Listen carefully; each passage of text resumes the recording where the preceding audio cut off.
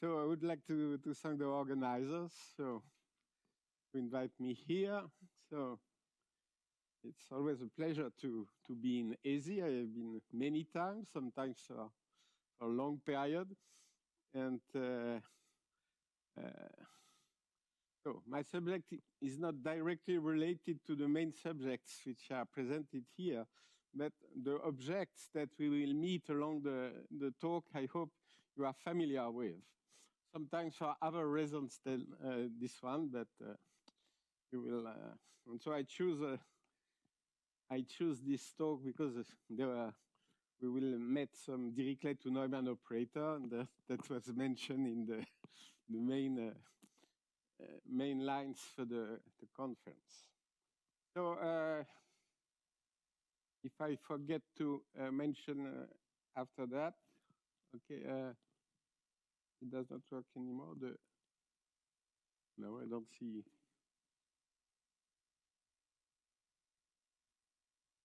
Okay, oops. Oh, it's two. Yes, sorry. Oh yeah. So the last three. So there are a lot of papers on this, but my personal contribution was in two papers, one with Michael Persson-Sundqvist and the other one with the three authors which are here. That is Gregory Berkolaiko, Graham Cox, and Michael Persson-Sundqvist. Okay, so I am playing with spectral theory. My main object is a Dirichlet-Laplacian in some open set omega. So for the boundary, I put piecewise C1.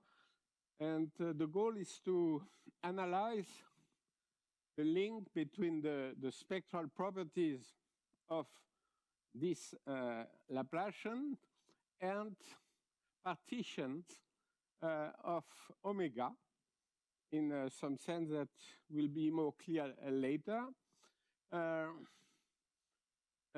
in each di, you consider again a Dirichlet Laplacian and look at the ground state, lambda 1 of di. And in addition, for this family of elements of the partition, you assume the so-called pair compatibility condition, which consists just some no choke.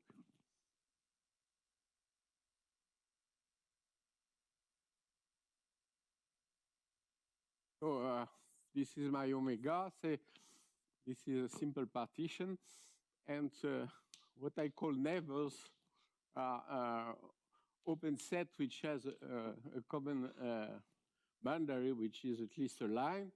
So say D1, D2. And the pair compatibility condition says that, I will be more precise later, is that if I take the ground state in D1, a linear combination of the ground state in D1 extended by 0 outside of D1, and the ground state in D2, there is a linear combination which is an eigenvalue of D1 union D2, so the interior of the closure of D1 and D2. Okay, and now there are two examples where this occurs. The first example is the so-called nodal partitions. And a second case corresponds to the so-called minimal partitions. And I will go back to a more precise definition later. And a difficult question is to determine if determine when the partitions which satisfy the two conditions I have written, equipartition and pair compatibility condition, are actually minimal partition. And so this is a problem which has been solved by by me in collaboration with Thomas Hoffmann-Ostenhof, who is there, and Susanna Terracini in the so-called bipartite case, in a case where you can color the partitions with two colors, with the rule that two neighbors should have different colors. So typically plus, you take the color plus and the color minus. So I think I should mention that this work with Thomas and Susanna was elaborated, at least partly, in here in the institute. And so it's an effect of the produce of the ESI. Okay, so now we have various extensions that I would like to present here. And these extensions were motivated initially by a paper by Bercolaiko, Cox, Marzuola, and which analyzed the case of a nodal partition. And I would like to analyze more generally all these partitions which have this pair compatibility condition. Okay, so I will start with the construction of Bercolaiko, Cox, Marzuola, which is in the nodal case, and then I will try to explain how you can extend this kind of construction in a more general context, and also to have a better formula than the formula given in the paper BCM. So I come back to my Dirichlet-Laplacian in omega, and I take an eigenfunction and corresponding to some eigenvalue lambda star. Okay, and I look to the zero set of the eigenfunction, which is denoted by gamma, and the nodal partition consists of the connected component of the complementary of the zero set in omega. So this is my family. Oops, sorry, oops. I got to, okay. Then, so I have a partition with nu equal nu of phi. This is the number of components. And looking at the labeling of this eigenvalue, denoted by K star, we know by Courant theorem that the number of nodal domain is less than this K star. And so my goal is to find a formula for the so-called nodal deficiency, consisting in computing K star minus nu.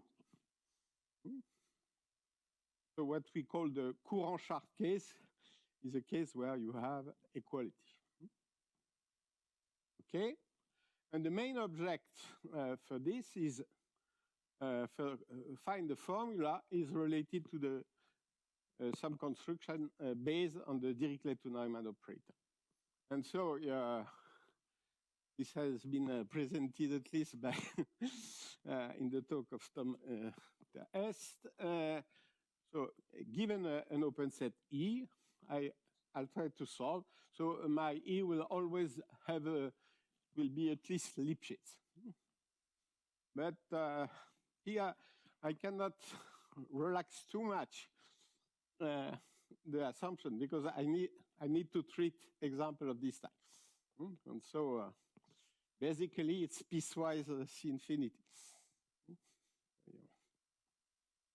We know more than Lipschitz, but we cannot take a regular boundary. So you solve this problem, and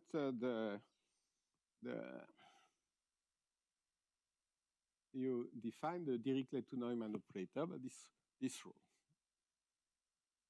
Okay, and then now I formulate the result by Bercolaiko, Cox, Marzuola. So on the left, you have the so-called deficiency index. I take epsilon small, and I have a formula for this deficiency index. It's 1 minus the dimension of the kernel. So lambda star is the eigenvalue of minus delta omega. So, and there is this object, which is the Morse index of some operator, which is relative to the value lambda star plus epsilon. So now I have to explain what is this. So it's a Dirichlet-to-Neumann operator associated with the partitions. And it's constructed in the following way. So your starting point is some L2 function defined on the nodal set of the eigenfunction. In each of the DI, you use the Dirichlet-to-Neumann operator, and you sum.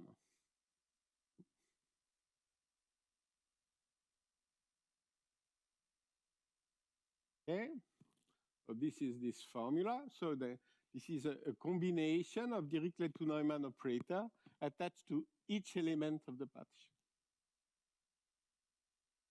And then they design the Morse index. So you have this operator, which is acting, which is unbounded, but acting on this L2 of this set.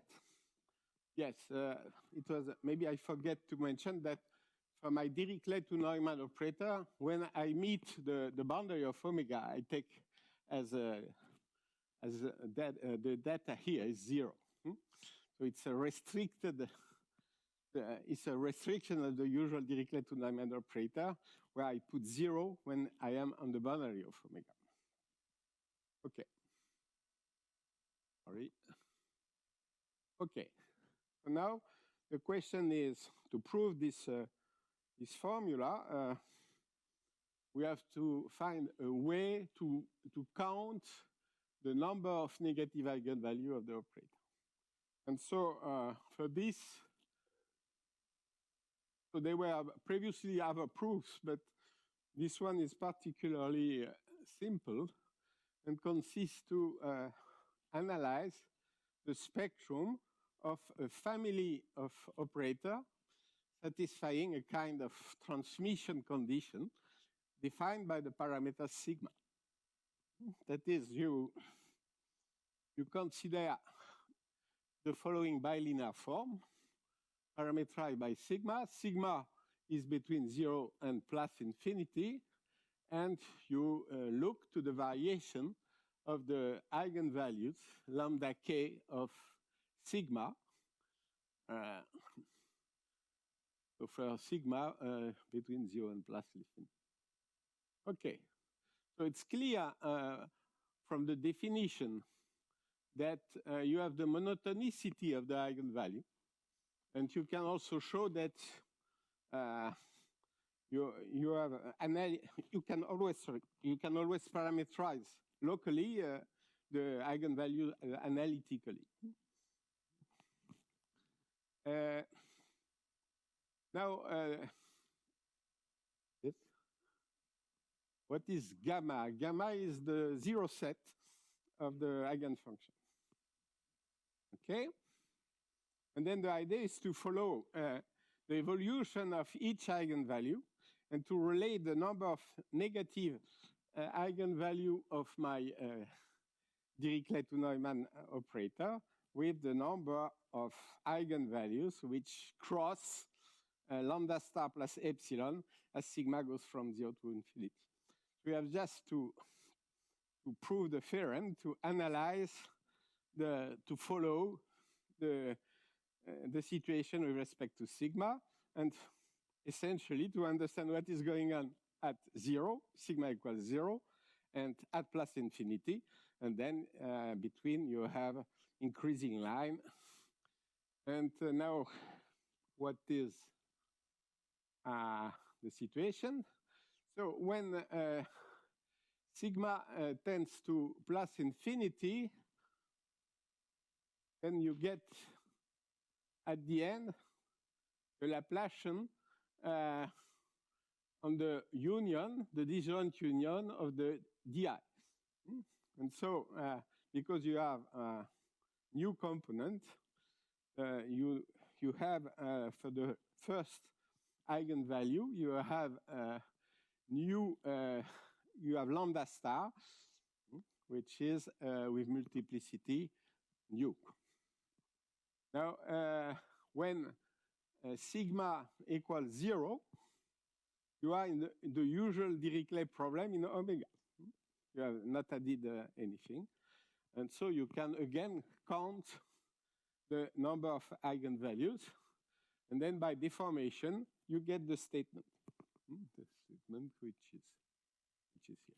So this is very simple, at least if you do not enter in the details of the regularity of the different objects. Okay, so what is our goal now? There are two things which are of interest for us. Is first, can we have a formula where epsilon is equal to 0? And so the question is now, can we define the object that I have introduced in the case when, for the Dirichlet-to-Neumann operator, we are just for an eigenvalue of the Dirichlet problem. And the second goal is, can we extend this kind of formula in the case of this so-called equipartition satisfying the pair compatibility condition? So, as I said, in the bipartite case, one can show this. This corresponds to result I have done with Thomas and Ofanasov and Susanna. One can, at least for minimal partition, one can show that the deficiency index is 0 and that we are at the end in the nodal situation. But so now I am more interested with a situation of this type, which is typically not nodal. And so can we define the right object corresponding to this situation? My picture is very badly done, but if it was a circle, the so-called Mercedes star is a candidate to be, it's clear, it satisfies the pair compatibility condition and the equipartition property. The conjecture is that it is a minimal partition in the sense that I will precise later, but it's still open. So you have very simple question on this type. But so we can try to have formulas for this kind of situation. Okay. Okay, now I try to be a little more precise, so I repeat the definition. So for equipartition, I think everything was rather clear. Now, typically, the nodal partition satisfy this property, and I recall here the notion of courant sharp. And now, a few words on the so-called minimal partition. So for a minimal partition, you start from a partition, you compute in each element of the partition the ground state. Then you take the maximum of this value, and then you try to minimize over all the possible partitions. And now a minimal partition is a partition which realizes the infima. So there are various mathematical elements behind that. First, this object exists, that is, that you always have minimal partition, but I will not enter in the detail of this. Okay, so what can be proven rather easily is that every minimal spectral partition is an equipartition, first point. The second point is that it satisfies the pair compatibility condition. I will come back to this. And all these minimal partitions look like nodal partitions with some exception. So you know by for nodal partitions by Bayes' theorem, or that the nodal set is, except some finite number of critical points, is a union of C infinity arcs. So we keep this property for the minimal nodal partitions, but the difference is here. In the nodal case, you should have an even number of half-line arriving at a critical point.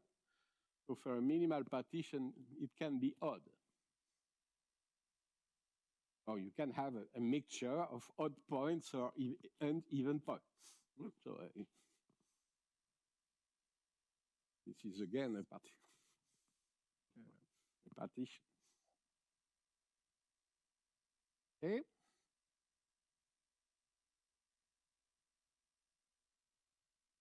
Okay.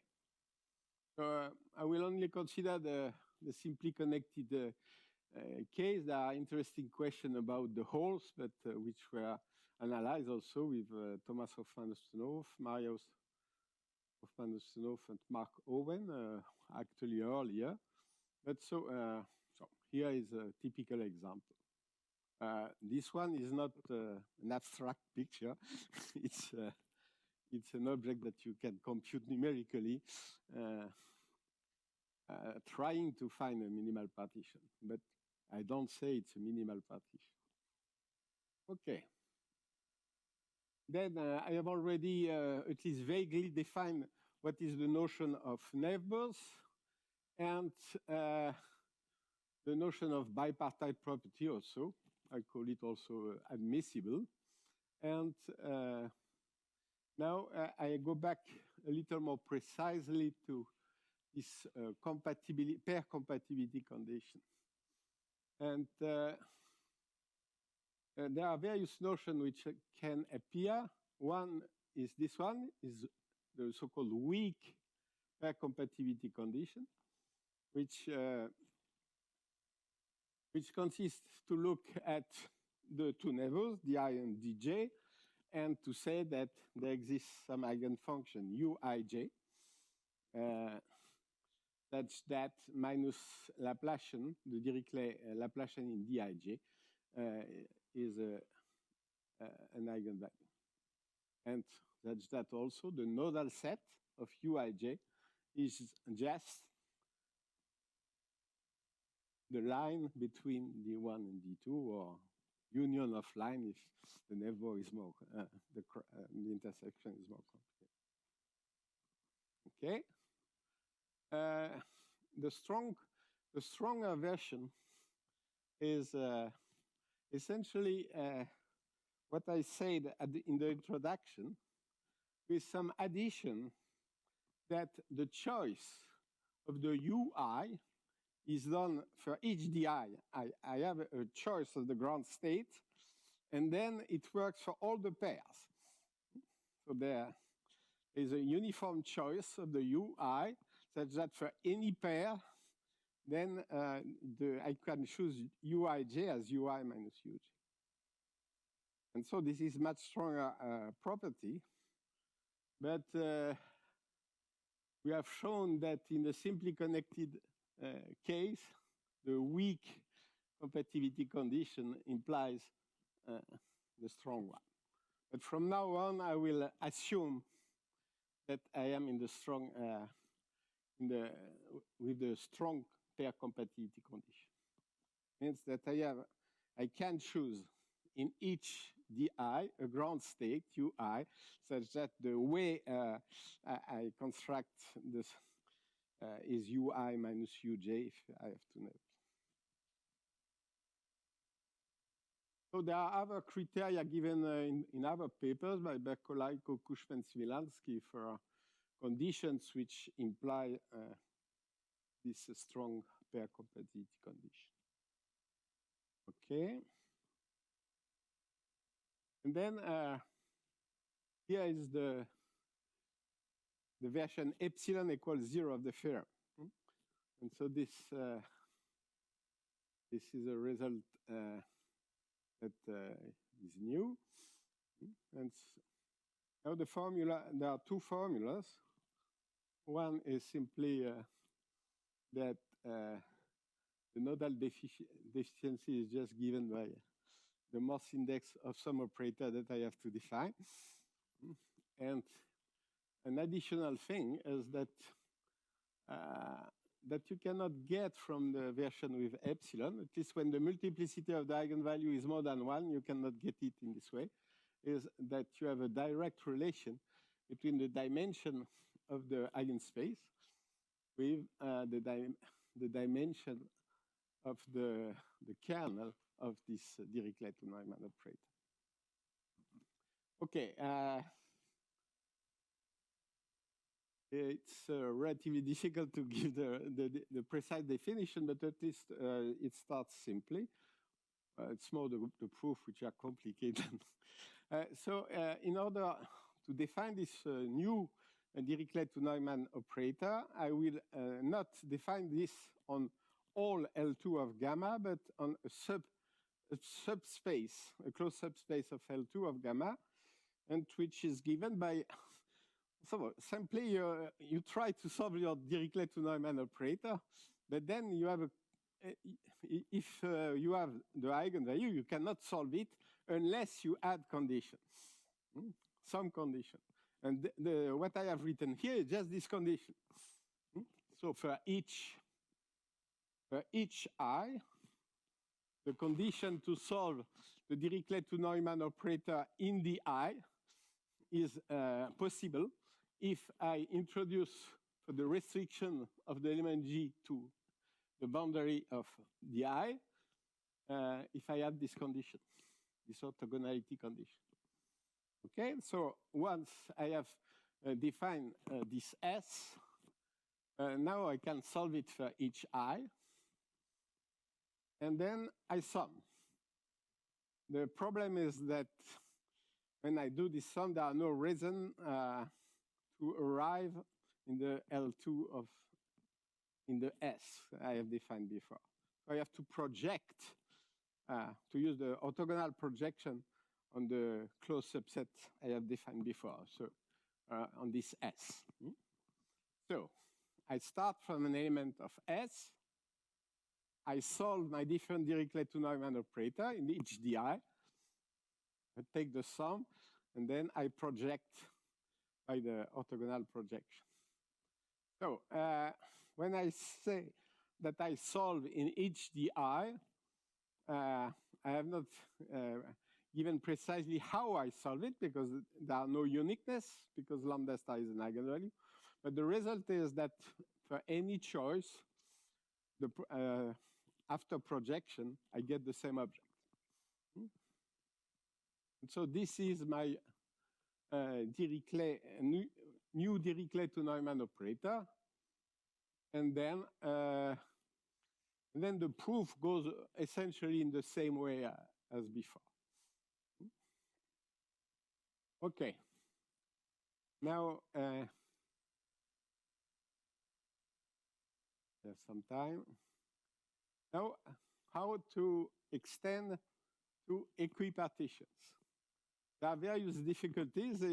First, I have no eigenfunctions. So can I find some replacement for this? Or can I find an operator which is different of the initial Dirichlet-Laplacian on omega, for which I will find a corresponding eigenfunction? So there are various ways to do it.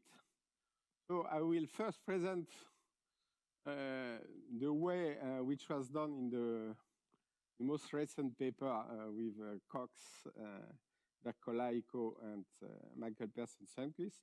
And if I have time, I will come back to the other point of view, which was used a lot in the analysis of minimal partition, which was to introduce a suitable Schrödinger operator with magnetic fields, with the so-called Aranov-Bohm operator. So there are two approaches which are possible to try to answer to this question. We would like that our partition is the nodal partition of some new operator. And if we can do that, essentially, we can then follow the previous proof. Okay. So this is the, to define this, I now follow this idea, which was mainly due to Graham Cox. And we have to introduce a notion of weight. So it's a family of functions, chi I, associated to each boundary of di. Maybe I have to forget what is going on the boundary of omega. So for each boundary of di, I forget this. And this chi I are simply +1 or -1. But now I have to define how I can construct this kind of weight. And the best is to explain on an example. And I will say that these weights are so-called valid weight if I can obtain this weight by the construction that I will describe now. So here is an example. So you start from a partition, and then you define in each of the di some orientation. And then on each line of the zero set or the boundary set of the partition, you give some orientation. So here is the orientation of each of the di. Here is the orientation on the elements, different arcs. And now the definition of the chi I is +1 if the orientation of the di coincide with the orientation of this line, and -1 in the opposite case. So if I can obtain, so this gives a family of chi I. See, if I can get this family of chi I through this construction, I said it's a valid weight. Okay? And now, if you think just a little to what we have done, so the chi I can change sign on gamma I. So there are two ways of changing on the boundary of the I at a corner. So you can go from +1 to -1, or if you have different connected components. Now there are various things that you can observe is that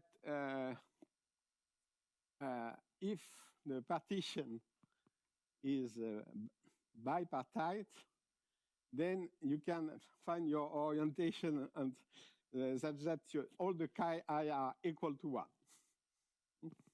And so the new case corresponds to non-bipartite case where the chi I could be different. Okay, now I introduce this Laplacian attached to this choice of weight. And I start from some u in L2 of omega, and then I impose the following condition. The restriction of u to each di is in H1. Then on the boundary of omega, you have ui equal 0. And then there is a transmission condition for two neighbors at the intersection, which is given by chi I and chi j. And then I consider the bilinear form on this space. And then I follow the standard construction, and I get some Laplacian. And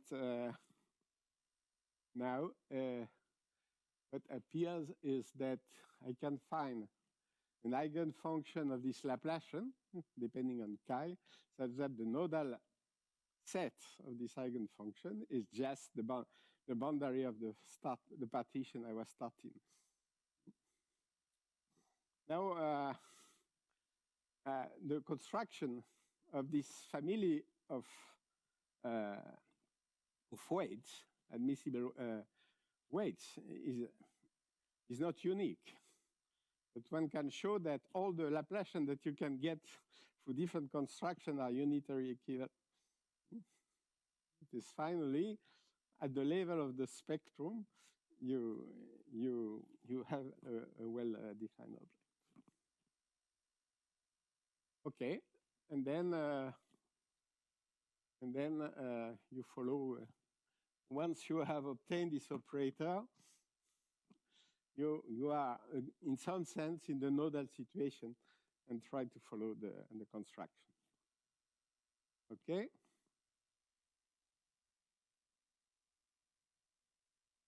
In some sense, means that if I enter in the details, I will take 15 minutes. No, you have the bilinear form. You have to introduce the family depending on sigma and so on. Okay, so this gives this result, which can be applied to any nodal partition. Yes, there is another thing that you can verify is that if a partition is, if you have an equipartition which satisfies the pair compatibility condition, then you can always find a family of weight.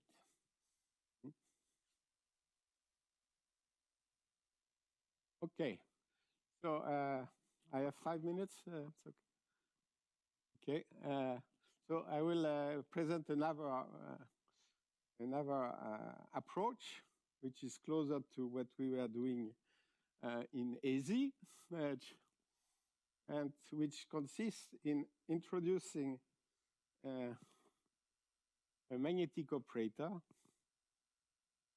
And before to read what are on the slides, maybe I will look again at this picture. So here you have a critical point where you have an even number of lines arriving here, and here you have an odd number. And so the idea to construct an operator is to introduce a magnetic field living at the odd point, just points. And in order to construct this kind of object, you can use the so-called Aharonov-Bohm operator. And so in the case of one pole, the definition is here. And so this is a relatively nice object. You have to be careful because it's not essentially self-adjoint, so you have to be more precise in the way you define the self-adjoint extension that we consider, but we consider the Friedrichs extension. This is our example. Okay, and then so the main point is, so in omega z minus x, the magnetic field is 0. So locally, you can always gauge away the magnetic potential, but of course, because when you turn around the critical point, this is not the case. And so for a general partition, the idea is that now you have simply to sum magnetic potentials at each critical point, that you can easily define a magnetic Schrödinger-Aharonov-Bohm operator for which where you put a magnetic field only at the odd points. And the second point is that, so this operator are defined modulo some flux. So if the flux is an integer multiple of an integer, you can gauge away. But the interesting situation, which was initially observed by a physicist, or Berger and Rubinstein, so Rubinstein is a mathematician, is that if the flux is 1/2, or pi, depends on the normalization, then something special occurs. That is, you find again a nodal structure for the ground state, which is exactly this one. That is, at the critical points, if you are at a point where you have the magnetic field, then you have an odd number, and at the other point you have an even number. Okay, so now this is something we have explored with Thomas and Susanna. Is now if you have a partition which is equicontinue and pair compatible, which has the pair compatibility property, you can construct such an operator, and for which the corresponding magnetic Laplacian has an eigenfunction, which is obtained by, so it says essentially locally it's ui minus uj, but you multiply by a phase factor. So, and the compatibility at the odd points, you have the choice of the flux pi permit to give the, because you have a difficulty when you turn around is to arrive, and just the flux choice permit to put the thing together. So now you have an operator, you have, and so you can so take for example the case with leave le plus epsilon. You have to solve a Dirichlet-to-Neumann operator, but which is now a magnetic Dirichlet-to-Neumann operator. And so I refer to the talk of when was it? On Tuesday. So except that the assumptions are not satisfied. There is something which is worse. This is the singularity of the magnetic potential. But in each of the domain, you can gauge away. So the phenomenon where you cannot gauge away is the global one. But when you define your Dirichlet-to-Neumann operator in each of these domains, you can gauge it away. So it's in some sense it's easier than the general case, but there are some singularity. So at the level of the domain of the operator, this could be a little more complicated to analyze. And then it's another way to prove the kind of theorem I have described. And so, thank you.